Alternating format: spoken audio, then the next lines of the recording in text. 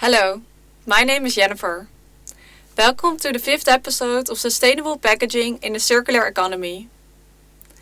Looking critically at the functionality of your product, its packaging and users' needs can help to rethink your current packaging system and to develop completely new and circular solutions.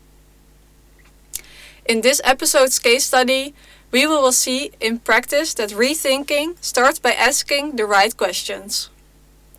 Yet, before starting this week's episode, let's look back at episode 4, which was all about the role of reuse within a circular economy for packaging.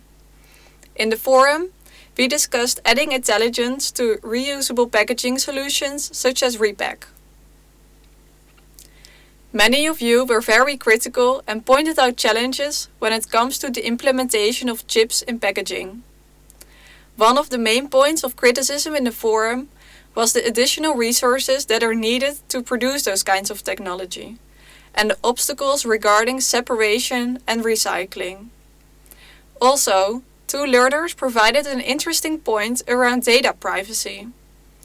Business-wise, monitoring the flow of packaging could contribute to a more sustainable flow.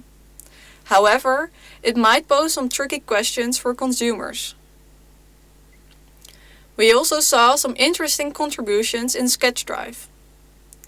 One learner made an impressive analysis by diving deeper into the different levels of packaging. This example breaks down the packaging of ketchup by considering the transportation process.